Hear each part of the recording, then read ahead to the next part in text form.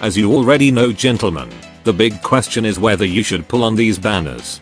If you are a casual player with zero interest in competition or the meta, then no, these banners are not mandatory. You can safely skip them and still enjoy the game just fine. However, if one of them is your waifu, then by all means, go ahead.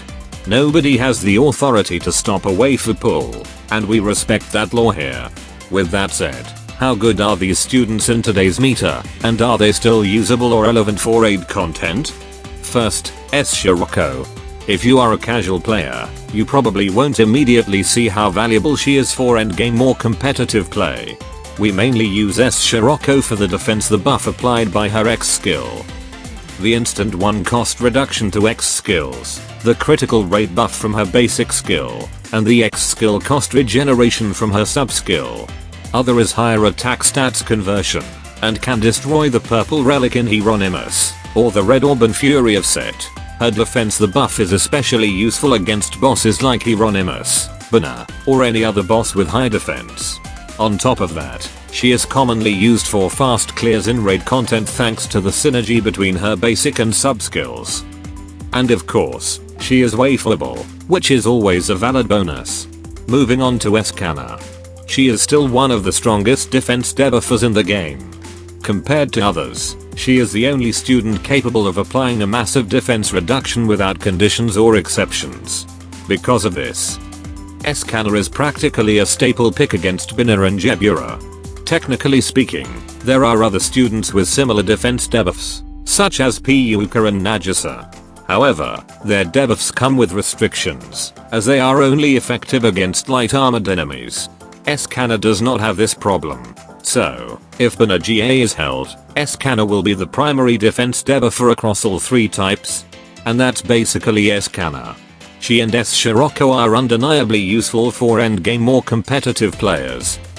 But that doesn't necessarily mean they are useful for you.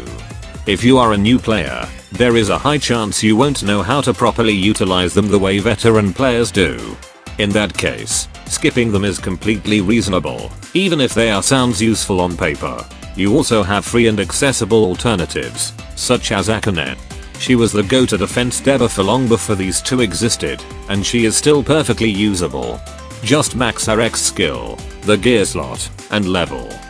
And she is ready to serve as a defense debuffer whenever you actually need one, mainly for Binner. Sure, not having high value as Escana, but free is free. Next is S. Fubuki. She is theoretically useful against Jebura, as her X skill can instantly destroy the ice pillar by ignoring shield or barrier.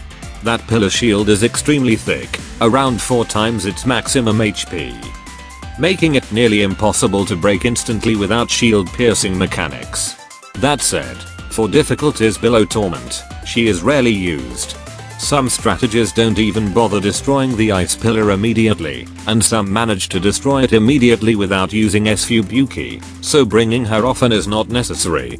In short, don't feel pressured to pull her for that purpose. Unless if you are fall into her cuteness, funny, and liftable genre, then we have S. Nonomilk. She is mainly used as a DPS option for Hieronymus Urban. Outside of that, people usually just run Dehina instead. You can also clear Hieronymus Urban perfectly fine without S. Nonomilk. Most of the players who use her are top ranking competitors, so unless you plan to join them, you really don't need to worry about pulling her. But are they still using her at this point? As far as I know, she has largely been replaced by Toki. And that's pretty much it. Technically speaking, these swimsuit banners lean much more toward waifu banners. While some of the students are useful, their practical value for non-expert players is limited. For most people, their biggest contribution is wearing swimsuits. Because of that, this banner is generally skippable. They are not as universally useful as they may seem. And after the previous fest banners already milking you, that makes your milk is dry. Honestly, there isn't much more to say about these 4 banners. 2 of them are genuinely usable for top ranks or competitive play, while the other 2 are far less impactful. If you are a casual, new, or non-competitive player, pulling on these banners will likely bring little benefit, unless of course, one of them is your waifu. As always, Godspeed.